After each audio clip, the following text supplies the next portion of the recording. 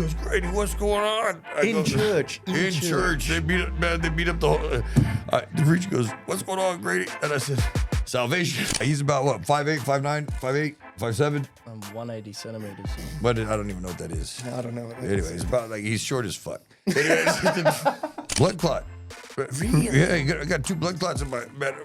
I told Junior, I said, look at my legs. We're in Brisbane. I go, 50-50 if I make it out of this flight. It's a green stone. He made that. He made that. He's carried it with him for 6 years, like on him. Wow. So that it's his energy going into this rock. And he's and everywhere it goes, it's absorbing energy in his energy. So it's like a very like highly esteemed, and he's hand shaped it and everything, and he's given it to me. Pounamu is a type of nephrite jade or bowenite sourced from New Zealand's South Island, revered in Māori culture for its spiritual and ancestral value. The rectangular blade-like form of your pendant mimics the ancient adze tool used by Māori for carving waka, which is canoes. Houses and tools symbolizing strength, determination, courage, authority, and wisdom. It's often worn as a toga, treasure, to inspire wearer during the challenges or to honor their mana, prestige. That's awesome. Yeah. My name is Grady Stewart, an American living in Australia, and in 2018, I was convicted of cocaine trafficking from Compton, California to Perth. I've done my crime, and this podcast is my redemption. Welcome back to Crimes and Misunderstandings. We've taken a slight detour. We haven't been on in a couple months. Mostly because Diogo decided to go and get married. I did. Thanks, and it was actually it was a nice wedding, and he's married a nice girl, Ebony. Congratulations, Diogo, for getting married. Thank you. Yep. Appreciate it. Yep, Appreciate it. She told me to say that, or she was going to break my arms. Apparently, she's also a black belt in jiu-jitsu, but she can do, and she does yoga for pregnant ladies. It's true. Yeah. So yeah, congratulations. You get a nice wedding. Got a good kid. His 3-year-old son came over, and my daughter just turned 7. My daughter's still traumatized. Talk about bully. But so I spent the majority of yesterday and the day before playing Barbies. I had to search those clothes that old Enzo had taken and hidden. Apparently, they were folded up nicely in a bag. I think the cleaner might have put them there. But that Enzo, pure entertainment, super cute kid. Doesn't look anything like Diogo. Hey. Well, he does, but like he's a cute version. You know, I don't know. What do you mean he's a cute version? Hey, well, like, ladies say I'm married now. I can't say that. Well, they can actually, still no. say it, but they can look, but they can't touch it. That's right? true. Yeah, That's true. Yeah, what am I talking about? I need a panel beater on this hood. But I did get married. Yeah, we were away for a little bit. It was an awesome wedding. But that wasn't the only reason why we've been off air. You decided to take Tom to Fiji. Yeah, well, We'll get there. But what surprises me is that Tom said yes to box out of nothing. yeah, the kid's not too smart, and he can prove it. Like, we have so when I was in prison, there's a guy. Let's not call him by his real name, but it's Lance. He was the most violent prisoner in there. So when you're in prison and you beat somebody up and they tell on you, you get an alert. So remember, prisoners are supposed to be like, don't tell on whatever. He had 48 alerts. So there's about 1,200 prisoners in there. He had 48 alerts, and those are the ones that told on him. I'm assuming there would be at least double or triple that didn't tell on him. I would just say he was a very violent guy, but he wasn't that big. He was only about like 6'6" and about like I don't know, about back then about 115 of just chiseled steel. He wasn't not Big only boy. big boy, like strong.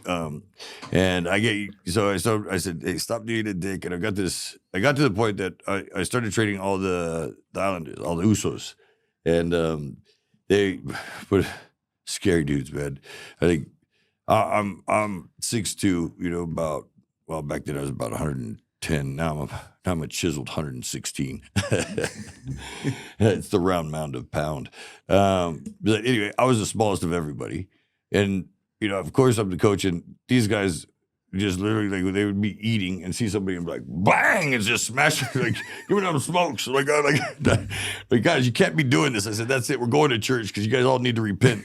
So we got to the point that when we take them into church and, they got like serial killers and stuff. And the guys, tattooed faces, like killed people like murderers, like robbers. Tom's dad was in there. He later became my official insulter. We'll talk about that. But so anyway, we go first day. I tell the preach because I went on my religious path back then, my spiritual journey, and I said, hey, look, I'm training all these guys up. They're really nice guys. I need you to prove because you have to put a request to go to church. And then they approve it, then you can go in.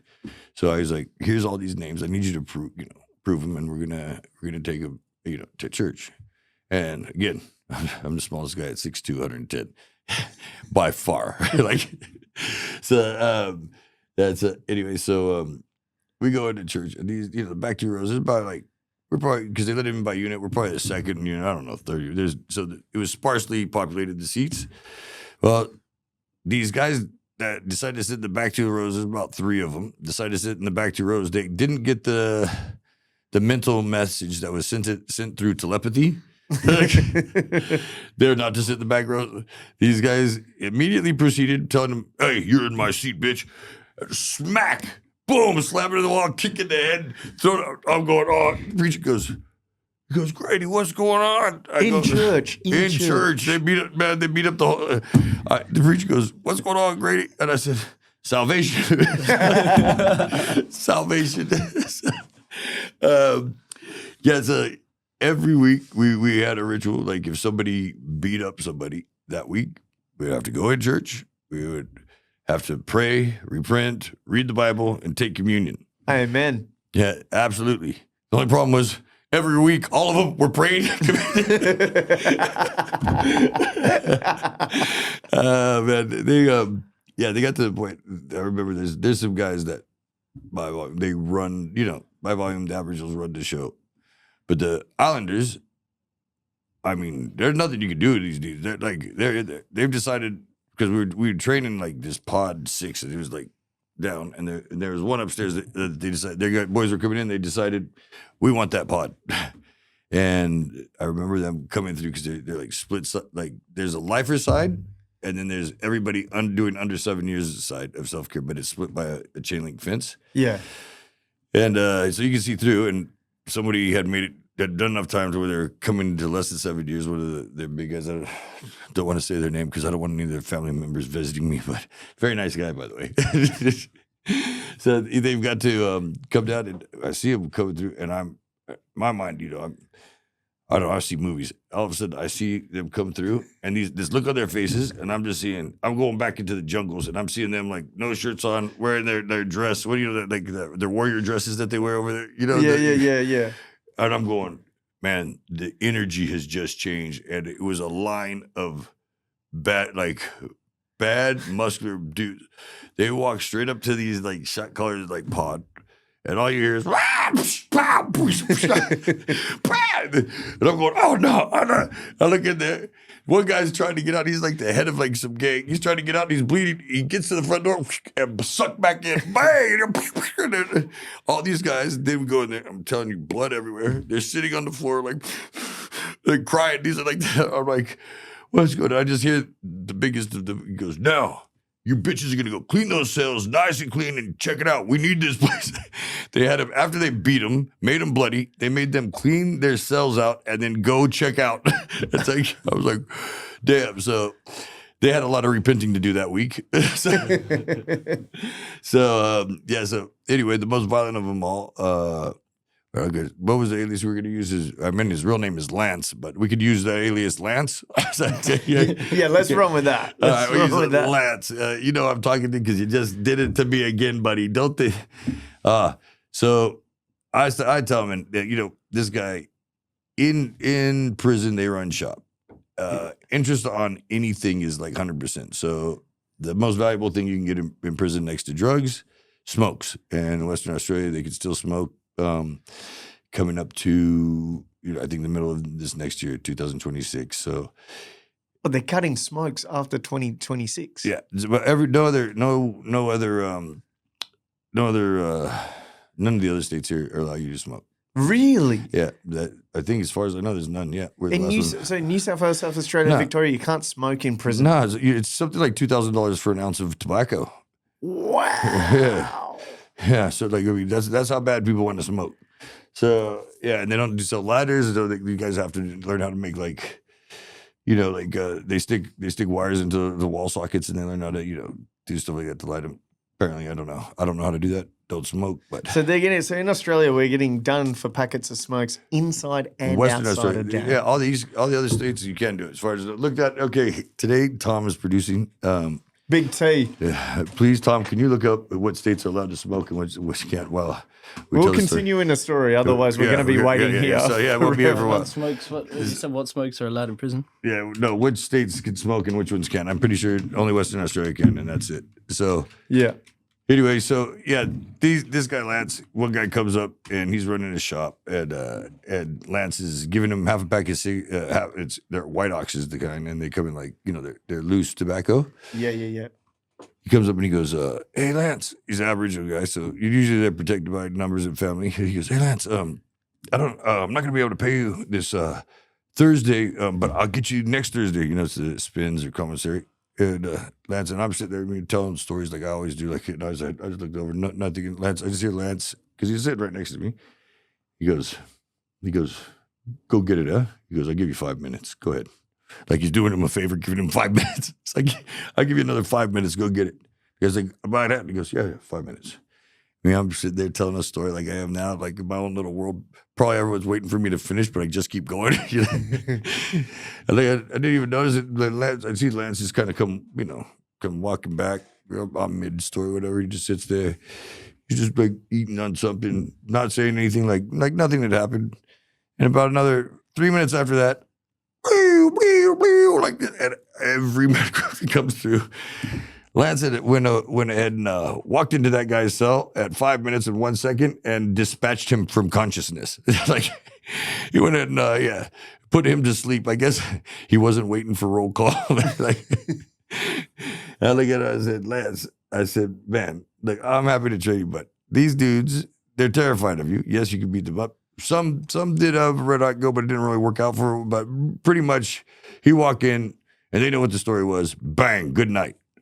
I said, a real fighter, I go, fights a man and wants to fight back. There's pride fights and there's punishment fights. Pride fight is where two guys have an argument, they fight, and it's done. The other one is a punishment fight where somebody's, let's just say, hurt your little sister real bad and they're a piece of shit. Well, that's when you can king hit them, stomp them on the ground, break their legs, whatever. Yeah. I think Diogo might have had a punishment fight not too long ago. We'll talk about that later. But Diogo is actually a badass man. He's opening his own jiu-jitsu gym. That's coming up. We'll blast it out there. And anyway, so I go, "Lance, I'll train you, but you can't be doing this stuff anymore. Like you got to be a good guy, man. Because my whole thing is I want to do good from here." And he goes, "All right." He goes, "I wouldn't let anybody talk to me like this, but you." And I just said, "Man," right there. I go, "Man, we're on this picnic table," and I go, "I'm seeing this in a movie, like flashing forward again." And I go, "Years from now," and he goes, "I promise you," he goes, "if you train me and you take me pro," he goes, I'm gonna dedicate my life to it." I was like, "Yep, no problem," and fully committed to doing that, especially since he was getting deported and didn't think I have to keep follow up with my word. But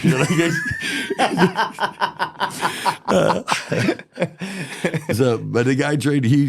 At his size, they had all these CrossFit competitions, and there's just him and another guy named Cal. Cal was like he's like a what you would think of like an Army Ranger would look like or something, just fit. And those two guys would go head to head, and I think they were pretty equal, but I think Cal was a little bit better. But other than that, Lance won everything. I'm talking, they do like 42K rows, crazy CrossFit challenge. And Lance literally, I just told him, I said, "You're about 30 years old or whatever." And I said, you're like tens of thousands of hours behind the guys that you're going to fight. So you need to train. And I'm talking, this guy took that serious. He trained from the time he was up to the time he went to sleep. He would eat, sleep, and just train technique, everything. And In the jail. in the jail, everywhere he was just training all the time. Training, just moving technique, and like working on his rhythm. And it's funny because I'm a white guy and I've had to teach a lot of these brothers rhythm. And I had to give them lectures while I'm teaching them rhythm. So anyway, he gets out before me, and the whole prison does the haka for him. I mean, but the guy was a warrior amongst the warriors, man. Like, and built for one thing. And it's funny because we had a good talk right before I left, and he goes, and he's so soft spoken. He's like, from this time and what you've showed me, and he goes, you've really inspired me. He goes, I've really been thinking about it lately, and I just want you to be the first to know when I get home, I'm gonna go kick my eldest brother's ass. And I was like, what? It's like, what? Why would you do this? I go, did he do something to you? He goes, no, because the eldest has the right to get the leg tattoos. I guess that makes like you the head of the family or whatever. Oh, is that a thing? Yeah, in their culture, the eldest is the one that gets the leg Yep. tattoos. Unless they relinquish it or they're challenged for it. Oh, There we go. bro, we're getting Mayday here. I don't even know why he turns it on. He misses every day. Man, I'm telling you, we have like several jobs. I'm like, all right, Tom. He lives at my house, by the way. He pays a lot of rent. It's called zero. That's all right because he makes it. No, he does make up for it. But I was like, we got to be up by the crack of noon. All right, noon. Yesterday was my daughter's 7th birthday party. Yeah. I said, please be up by 10 o'clock in the morning. He's like, I'll be up. I promise. I'll be up. And I was like, cool. I'll walk in at 9:30. I'm like, bro, get out of bed. I need you here now. We needed so many things delivered, to the park. And of course, everything ran smooth like it never does. It didn't run smooth. So he'd call Tom. Tom, where are you? Nothing. That alarm goes off for hours. He sleeps through it. I'm like full blast. I'm like this. Yeah, of course he slept through it. He showed up right in time for the party to start. Right. No, when the party start? 1. 1. Yeah.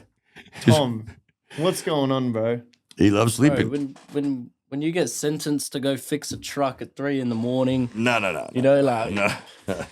I was up all night making sure that everything was gonna run smooth, and unfortunately, it did not. What did you fix on the truck? I had to put these like metal frame things that you sit the food on after you've cooked it on the side of it. Oh, you're Pop talking about the rivet food truck? by myself. By Night.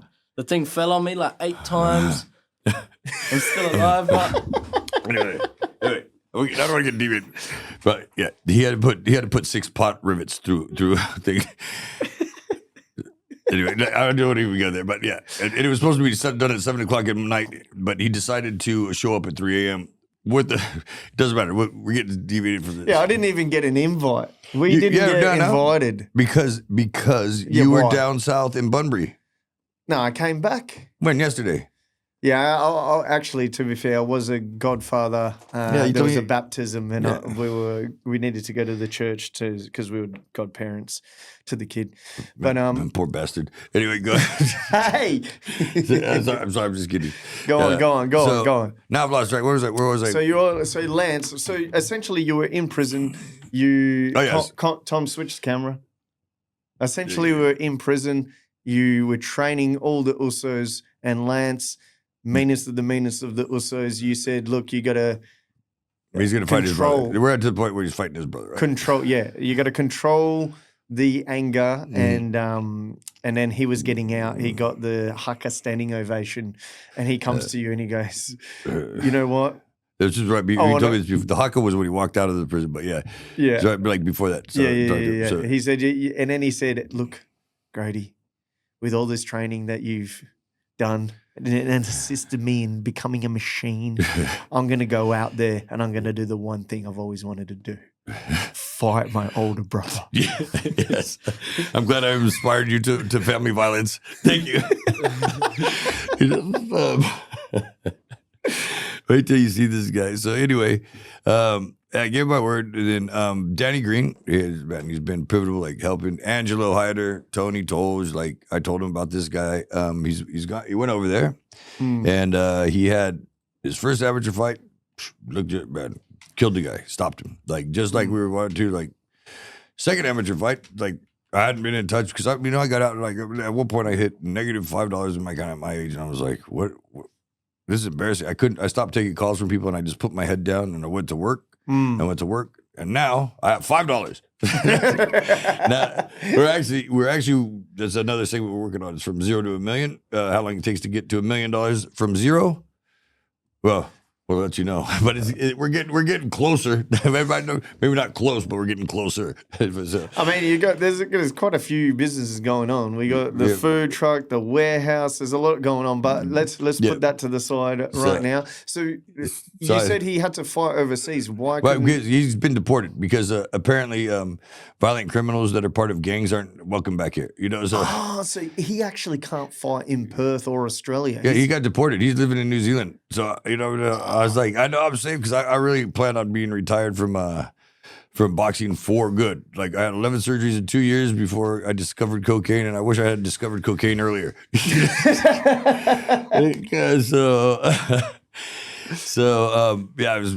anyway, I gave him my word, and we put him on with David Tua, and then he's traveling. He's living like hard just so he could train, and he could fight after fight, getting pulled out. Finally, like a year after that, he gets his second amateur fight. And in my opinion, he did win it. We could show it when he's asking us to hold off footage until we have a reunion with all the guys that were there. But anyway, he says he has a second fight, and man, his defense was perfect. He blocked almost every single one of that other guy's punches with his face. No, but the other guy blocked every single one of Lance's punches with his face. They just stood in the middle and like bombed on each other. It's like, like a Rocky Balboa movie. I'm like, this is not what I thought that it was. It's more blessed to give than to receive. You should have learned that in church. More blessed to give than to receive. Like you hit them and then don't let them hit you. You know what I mean? This is kind of like how it teaches. So anyway, he's an entertainer. He wants to get the crowd enjoyed, Rock and Sock'em does get the crowd involved. Yeah. So he gets, what do you say? So we couldn't get any more amateur fights. Like you just couldn't get him. So and I told him this is the worst sport you could ever go into. It's like it's a sad, lonely, painful sport that the only day you really have fun is the day you fight, and if you've got a great knockout against a great opponent, everyone's like, you feel all great. And then about, I don't know, 2-3 hours later, when you're done like partying, then adrenaline dump kicks in. So you got get a nice couple of days of depression followed by that, and then straight back to it again. And if you win, and it's only barely win, like if you go to the decision, half the people say, "Oh, the other guy actually won." If you win, and it was like, the guy didn't look good enough or didn't have a good record, he fought him, but he sucked. So like, this boxing game sucks, man. It really does. That's why these guys go and pad like their records and 15-0, like in like small towns and everything like that. Yeah, and they come back. Well, Lance told me he doesn't want to do that. He goes, he wants to go straight to the pros. Yeah, I said, well, do you want to make money in this game or not? And he goes, I just want to hurt people. He didn't say that. He didn't say that, but I read that through his brain. So I said, well, again, we'll do the fights right. We'll get the right promoters. Listen to Tony and Angelo. We have fight one scheduled in Thailand. Something happened. Oh, he couldn't get his passport. They wouldn't give his passport. This is crazy.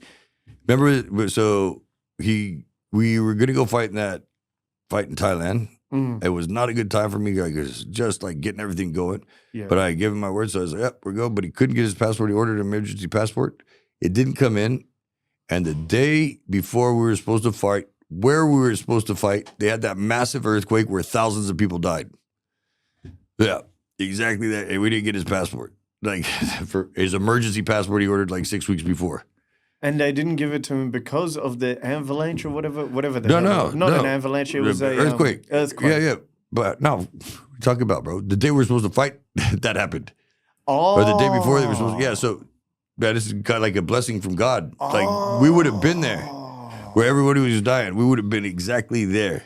Fuck. Yeah. So they didn't give us his passport. And And so then we rescheduled a fight on another show in Pattaya, which is also in Thailand.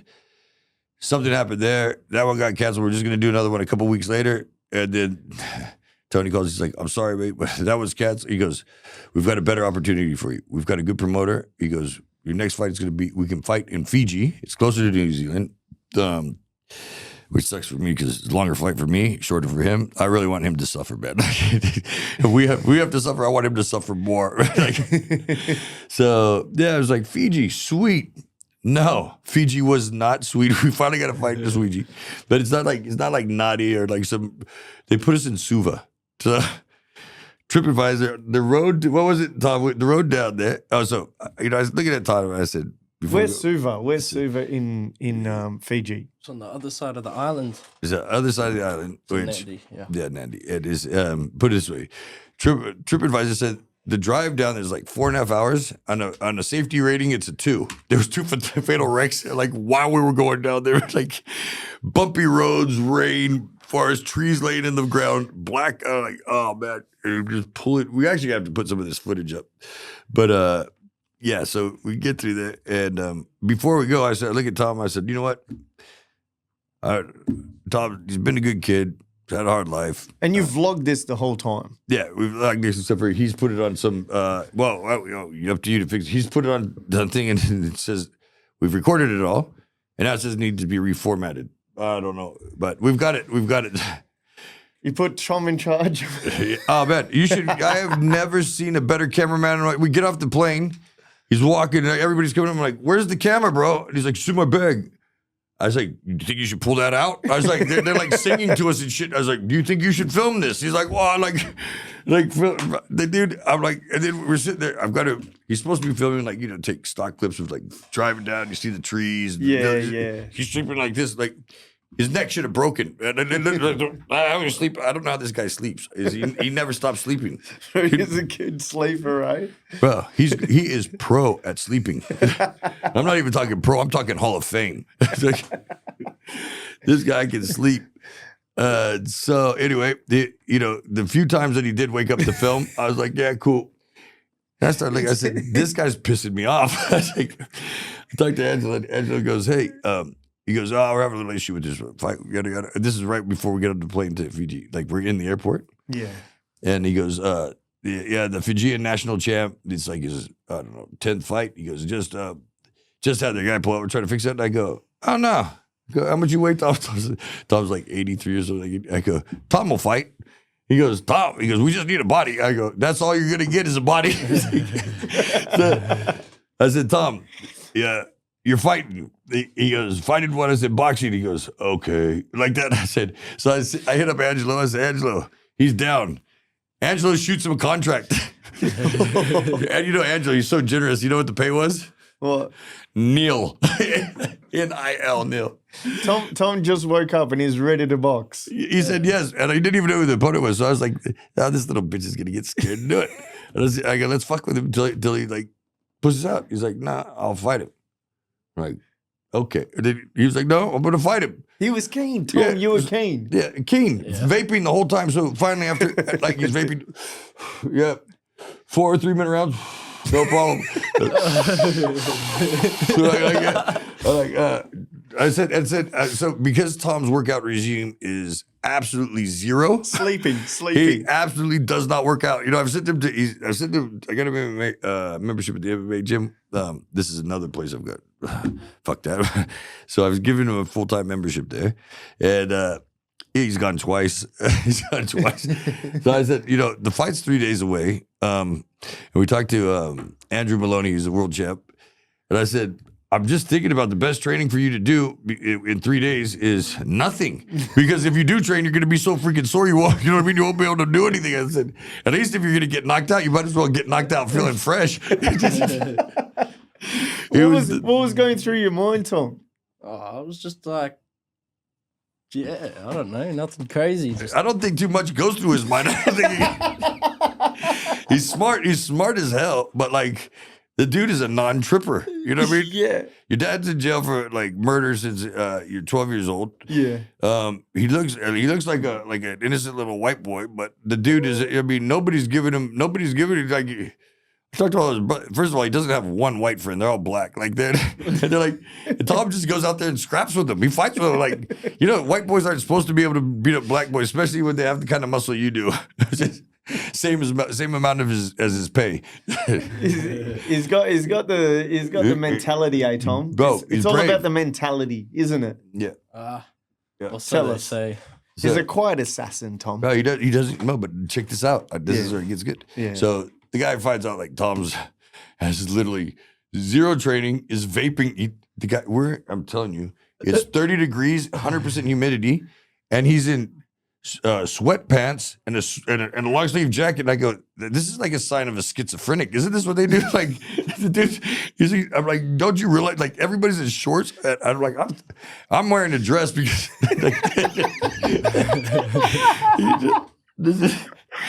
it's one of those, like Fijian. This is Lance's idea. It's like, because those fucking.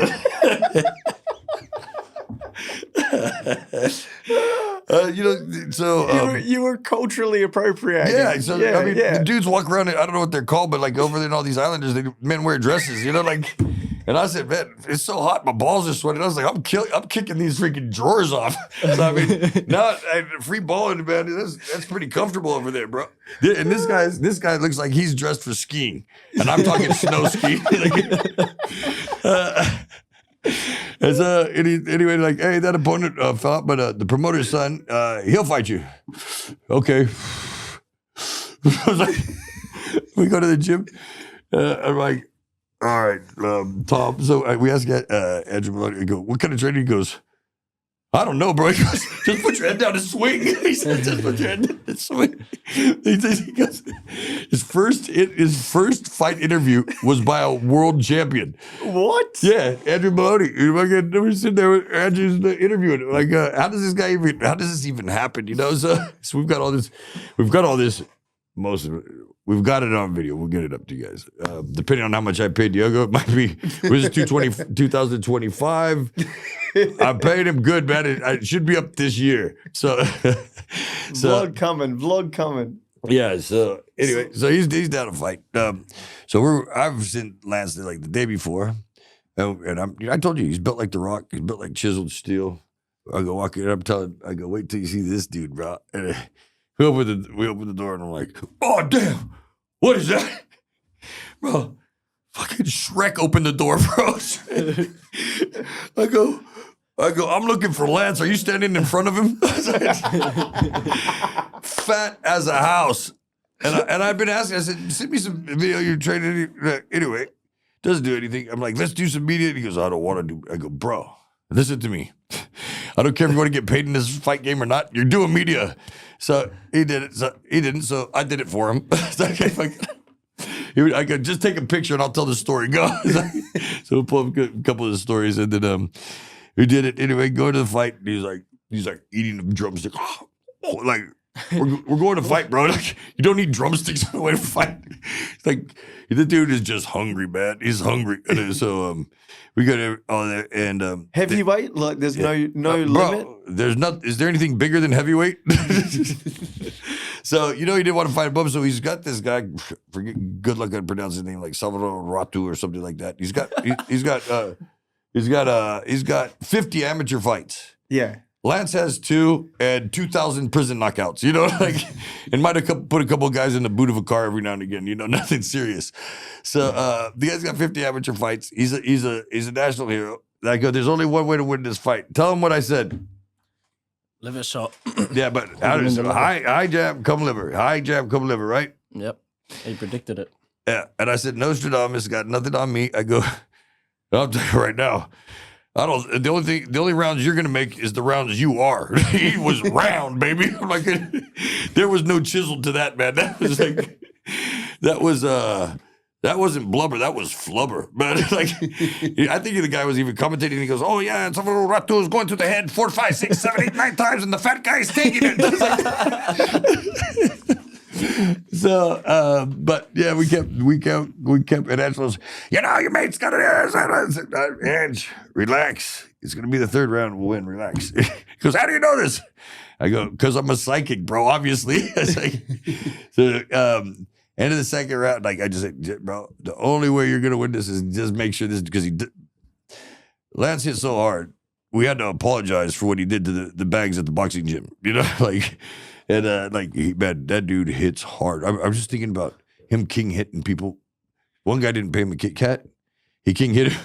And now I know why the guy was in the hospital for 6 weeks. Like he's fucking, just like bang, bro. Like wow. Make sure, hey, boys and girls, if you ever meet Lance, make sure you have Kit Kats. Because it turns out he forgot to tell the guy to order him a Kit Kat. So he just knocked him out like on accident. Kit Kats, but make sure they're healthy ones because we're trying to trim them up now. Like, so, yeah. So anyway, Lance goes in there and, I mean, showed pretty just like working moves. You know, he was blocking a lot of punches with his face, but you know, when you're too tired to move, he wasn't getting hurt, but I was like, just keep chopping that body. Kept into the second round, boom, the guy like, I saw it, and I said, okay, it's coming now. And this one, he goes out there, boom, boom, and bang, and he's like, I got finally, bop, the guy dropped, body shot. Really? Yeah, got him a shot, body shot, and I couldn't believe the fat chiseled warrior we call Lance. No, but.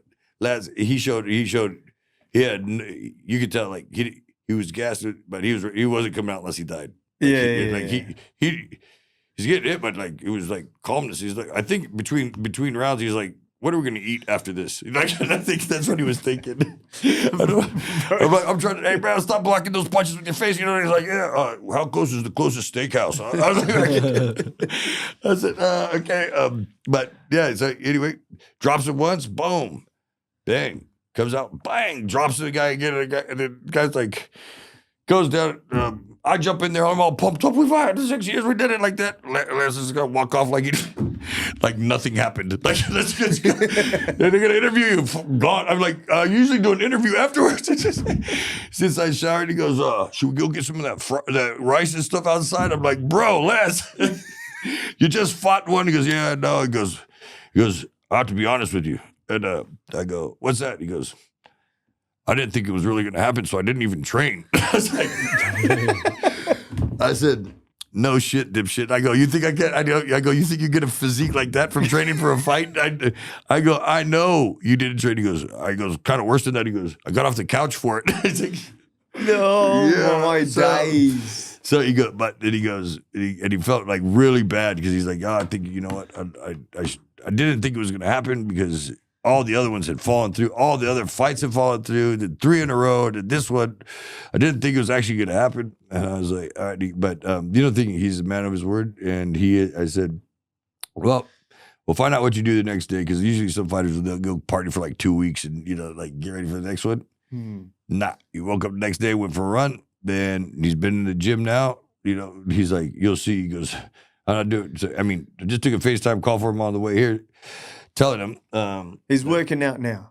Yeah, he's working out now, and you know, just after not even a week now, look at him, he's still fat as fuck. But I suspect that'll come off. Or you know, one of these things to get these guys in shape is, you know, there's another one. We got Petey. He's our other boy. I look at him. He was so in shape too. He's fat as a house too. You're fat as a house too, Petey. You guys better go commit a couple crimes. Go back to prison for a month or two because that's the only time they get in shape. So we're gonna get. He's promised. He goes, that's it. He goes, I'm mad at myself. He went into like a 2-day depression, and I got sick of looking at him. So me and Tom went and got molested by the men there. I don't know if they're a woman or women. Like it is. Suva is the hood. Like it's the hood of like. It's not. I think per capita #1 infection, people infected by HIV/AIDS. Really? Yeah, in the world right now. Isn't HIV gay? Bro, they're all 7 foot tall black guys that are gay. Man, I had one guy grab my hand and felt like Stoney pulled in. He's got no teeth and kissed me on my. I was like, get the hell out! Thank God Tom was there. I put him in front. I was like that. And then I saw one girl there. She looked like Wesley Snipes. I'm pretty sure she was a girl, but she picked me up on my crotch and my ass. And she's like, hey, and I was like, no. And we go sit in this booth, and she comes and pushes me over. Like, man, I'm a big dude. She pushes me over, and I slid across. I slid across, and she just sit there and started drinking our beer. So it was a woman, I think. But she picked me up. I was walking at the dance floor. She literally grabbed me by my crotch and like this, and lifted me out over the air. She's like, "Hey, how are you doing?" I was like, "I'm fine. Can I please go home, please?" Man, there's all these big, giant black dudes wearing pink cowboy hats. I'm like, "What the fucking hell, bro?" Hey, mister. Bro, I was like, man, Just a bunch of Mike Tysons. Hey, mister. bro, Mike Tyson's a midget compared to these guys. They have 7-footers over there, man. There's Shaquille O'Neal's wearing and they're doing like twerks. They're twerking and shit. I'm like, no. Bro, it's all violent. We saw some fags. Hey, sorry, bro. Some dudes, sorry. Some queers or whatever you're supposed to, whatever you freaking homos call it. Anyways. Anyway, so we seen. I mean, they were tough, man. They're like, "Hey, bitch, you talk," and then there's like, "Pop, pop, pop, pop, pop," and then one guy takes off running. He's just knocked another gay guy out. The cops are grabbing him. This is the only reason we got away from the 7-foot-tall toothless guy. He had Tom in his clutches, and I was just looking for a cab to get out of there. I said, "Tom, this is the wrong place to go to prison, man." I can tell you right now, 7-foot-tall gay black guys with AIDS, man, and they're strong as shit. Anyway, yeah. So we get the guy starts. He's knocked out another gay guy, and he's taking off, and the cops have grabbed him, and he's holding him by the shirt, but the guy's still running, and the cop's like running with him, and then the cop's pepper spray fell out, and it was rolling, and the cop tells Tom, "Get my pepper spray." And Tom's like, "What?" And then that's when gay Shaquille O'Neal let him go, and I was like, "Let's get in the cab, go!" Fucking jumped in. We were gone, baby. Yeah. Oh, I love it. Yeah, I think Tom was disappointed actually. No, I didn't miss out on too much that night. But credit to you for like training him in the prison, and then going through with your word and coming out, flying to a whole nother country because the guy's deported, and training him for his first pro, like you said, in prison. So that's credit to you on that. Yeah. And what happened to Tom? What happened to his fight? So the promoters kid said, "Man, this is a joke. I'm not going to do it." Fine. I said, "All right, fine." So I went to the gym, and I said, "Find me a homeless guy. I'll give him $100. He's fighting in the gym." And so Tom was he's like, "I'll do it." Like, totally dumb. But I forgot Tom trained. His dad. I met his dad in my gym. Before his dad did whatever he did. I forgot Tom trained at my gym like years ago, right? And like for years, I didn't know this. And then all of a sudden he goes, we're sitting there, and he's like laying in bed, and like wakes up. I don't know. He sleeps 24 hours a day, so this is like minute 23 hours 59. He wakes up and he's like, "Look at this," and he's rolling. It's actually like he's got a black. He's rolling with this big muscular black guy. He's freaking triangles him, arm bars him, like keeps letting him like. He actually knows how to fight. He just didn't. I'm sitting there busting his balls for saying the dude doesn't know how to fight. He doesn't even say a word the whole time. Never says anything. The guy can roll. He can box. He can do it all. He's had Muay Thai fights. He didn't tell me. He's been living with me for a year. Never told me. Let's go, Tom. Let's go, Tom. So we've got him signed up now for to fight. He's going to fight with on the next not this one, but the next Dragonfire show. No way. Yeah. Yeah, so at the Metros. Yeah. Oh my! We got to vlog that. Yeah, we got to vlog that. I'm still waiting. I just don't know. I wonder if he's going to train or not. Like, I've never seen anybody. It's like I don't know. It's like 9,000 puff vapes. He can get them done in an hour. Yeah, that's because you steal them all. Oh, I steal them all, man. I wouldn't vape if you paid me. Give me a vape. He's training in his sleep. He's dreaming, and then he's punching the speed bag and everything. So when he comes out, that's his secret weapon. Nothing surprises me these days. Like, the guy is an enigma. I don't. He's like. I'm like this. First of all, I was about to kill him. I was like, we're there, and I was like, I'm solving everybody's. It's literally like, you know how it is. He's there like. I give people jobs. We got about 15 people working for us. And like, you do this, you do this, do this. And I'm sitting there like trying to do quotes or trying to make like, and they're coming like, how do I do this? I'm like, seriously. And and everybody's asking me how to do the jobs that I've already given them. I'm going, oh my, like I'm about to. It's a good thing I'm not a violent person because all my employees would be knocked out. Bro, download ChatGPT for him. Why don't you just download it on his phone and he ask has him to ChatGPT. use It's it? not just him, but like, yeah. So Tom, I go, anyway, I'm solving problems. And him and Lance are talking, and Lance, because you think he's dumb, and he goes, about me, and he goes, dumb as fuck. And I was like, what motherfucker you think I'm dumb? I was about to kill him. And then later, only about a week later, he goes, we were just busting your balls. He's like, that's the time when you should have probably told me right away, bro. Like, and then like, just like stressed out that he's telling me I'm dumb or what. But I'm not too smart. That's the truth. But I'm about anyway. So he starts.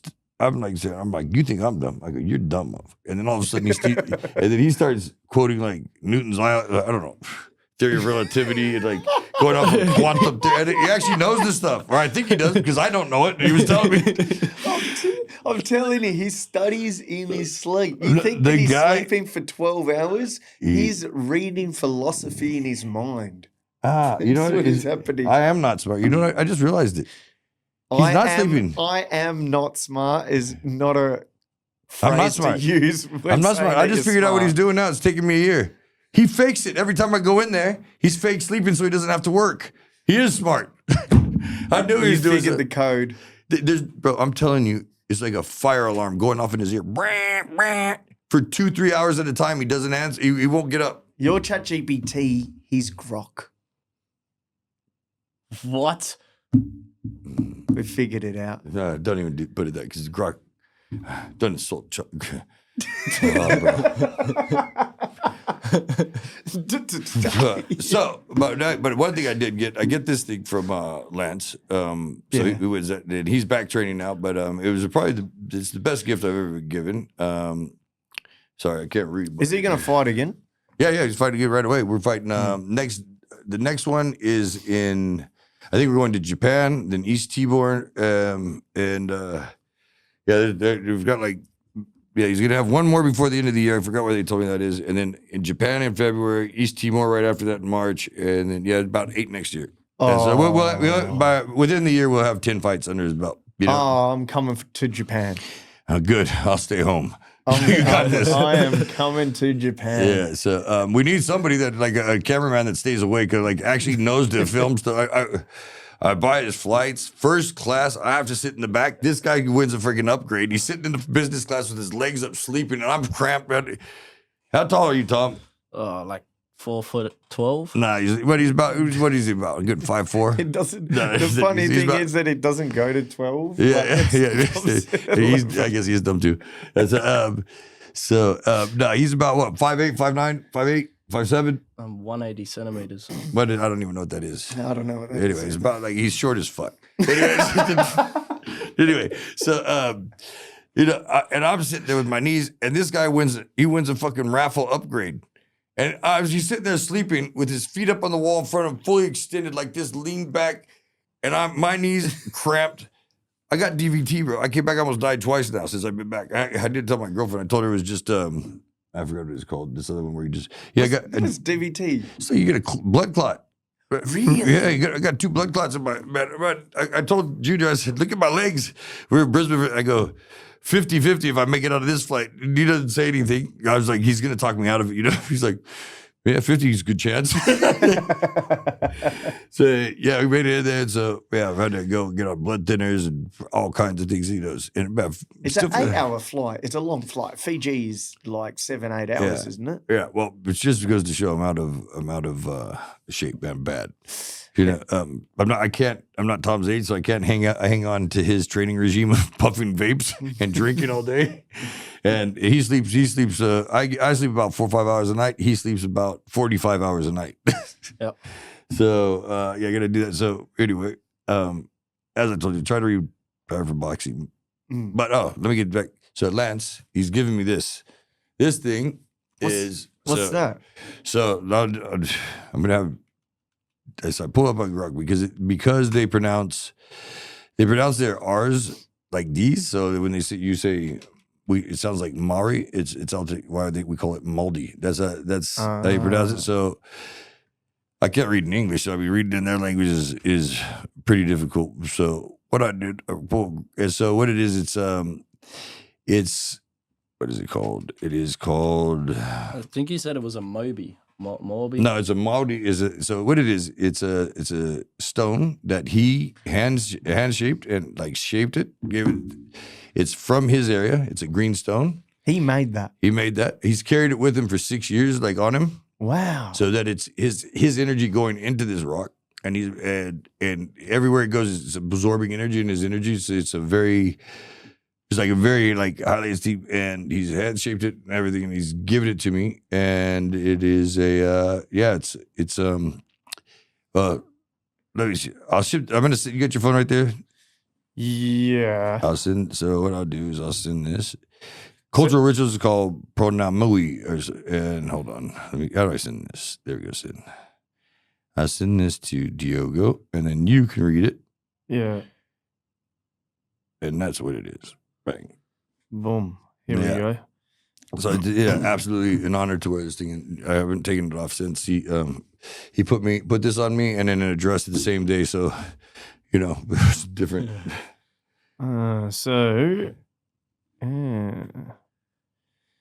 It's a traditional Māori pounamu pendant, specifically in a toki shape. Pounamu is a type of nephrite jade or bowenite sourced from New Zealand's South Island, revered in Māori culture for its spiritual and ancestral value. The rectangular blade-like form of your pendant mimics the ancient adze tool used by Māori for carving waka, which is canoes. Houses and tools symbolizing strength, determination, courage, authority, and wisdom. It's often worn as a toga treasure to inspire wearer during the challenges or to honor their mana prestige. That's awesome. Yeah, that means it feels good. I mean, it's heavy. It's like sharp. Man, I love it. That's it's something that's not given lightly, and that's how I know. I know you gave me this. Now I'm stuck boxing again. And then I don't want to do boxing. And then, of course, a few clips and stuff come up around on TV. And then my good friend Steve Kennedy, UFC fighter, he owns Kick-Ass MMA. He's like, I see you're coaching again. I was like, nope. He goes, you got to do it. And he's my good mate. He's like, can you please come in and coach on Monday? I'm like, no. But so thanks, Lance. I'm back in. Thanks, Steve. I've been trying to quit this sport for years. It's like that bad relationship that just keeps beating you. And you're like, oh, it's not gonna be the same this time. I know it's gonna be the same this time. I'm still going back, man. I just want to go home and drink. Hey, it's calling you. It's calling you, bro. It's calling you. I know. And it is well, as it says, like it's a tool for strength, determination, courage, authority, and wisdom. And it's an honor and a prestige item to give out. So it definitely means a lot in their culture. So for you to get that and for him to wear it for 6 years and then give it to you means it's a high regard. Yeah. So I'm very honored. I'm honored to have this. So, well, let's bring the tribe, boys. Bring Phil, Pete, everybody get ready. You're coming on the next one because I said, let's do a podcast. We were there. He wouldn't come on the podcast. He wouldn't come on the podcast because, well, probably because he's fat as fuck. but he was embarrassed. I think he's embarrassed that he came out of shape. Yeah. Lucky he's just a badass, bro. But yeah, we'll put the fight clips up. I told him I wouldn't, but and I don't break my word. So what I'm going to do is call him and say I've changed my mind. I'm putting it up. But that means I'm not breaking my word. I'm at least telling him. And what's he going to do? He's in New Zealand. I'm over here. Can't get into the country. Can't get into the country. What's he going to do?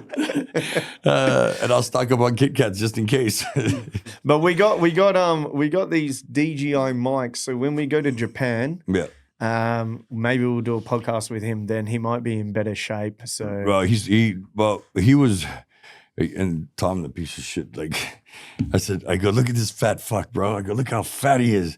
He goes, he's kind of your same size. And I was like, what? I was like, what do you mean? What's the saying? That's the pot called in the kettle black. Yeah, so I said, there's no way. I said, how much do you weigh last time? And he lies to me and he tells me 120. I said, all right. I'm going straight to the scale to see how much I weigh. I weighed 116. I was like, no, I am as fat as this dude. This is horrible. And then thank God I'm actually chiseled steel. I got muscles everywhere. You can see it's incredible. Like I wasn't born, I was forged. Like in these things, you can still see six pack, everything. But so we get to the weigh-in, and we get to the weigh-in, and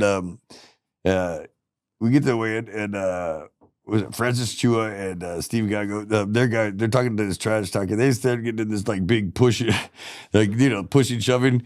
Good news is the one who started it was Angelo Hyder. He coming like bounced people into each other just to get kicked off. Angelo's a real nut. We have fun with Angelo. He's like, you should have seen the riot I started in the UK. I was like, so we had a good time there. I just wanted to bring their names. What was I talking about? Well, we did a weigh-in. Yeah. He steps on the scale. No. The dude was 130. So I'm like, that makes me feel there's a big difference between like a 4 kilo difference and a 14 kilo difference. So Tom, again, you're a dick. I would like to match Tom's fight for Metros. And I'm looking, Mike Tyson, will you come out of retirement, please? We're looking one more fight. We can do one of those celebrity fights. You'd have to fight Tom, but that's it. Tom, what do you say? I'm taking it, man. Yeah, take it. I just want to put Velcro on his back and then like places on the wall, like hit up above the ring. So when Tyson hits him, boom, you can bet on like where he's gonna land on the wall. What do you got to say, Tom? Bro, that guy's a dick, man. I try my hardest. But no, it sounds good. I'm keen. Next year, I'll definitely fly over. I'm down.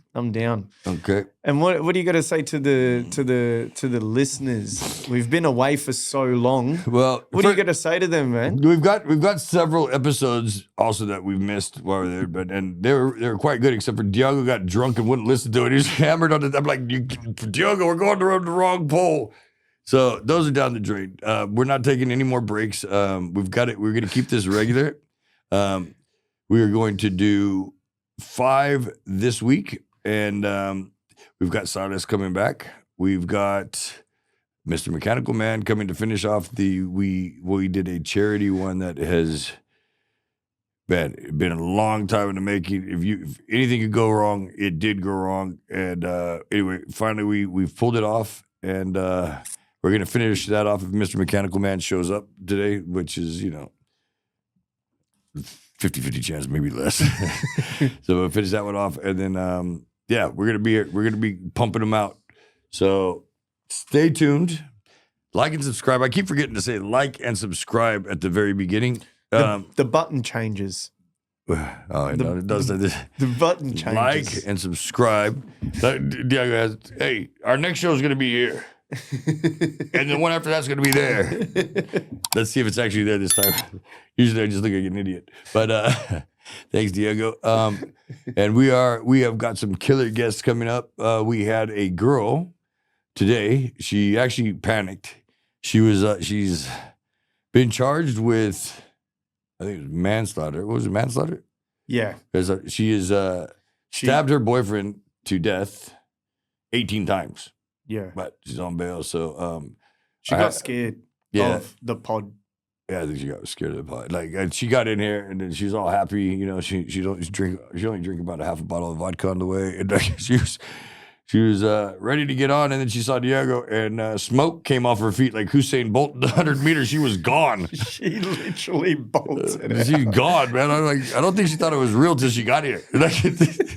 She thought you were just bullshit. She comes into a full podcast studio. Yeah. She saw me, and then she dipped.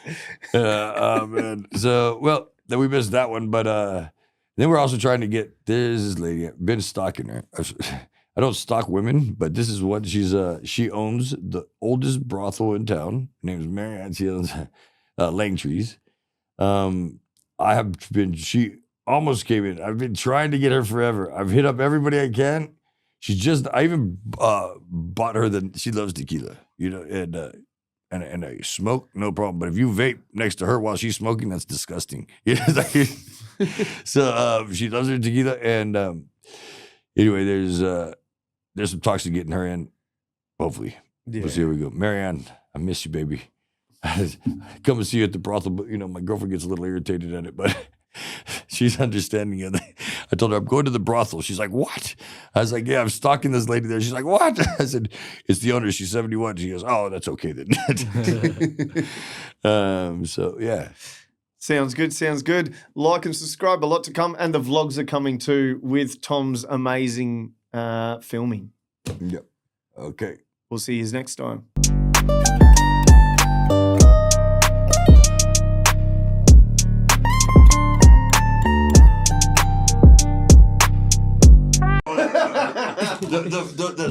That film is the fact that you have that on video is beautiful, man.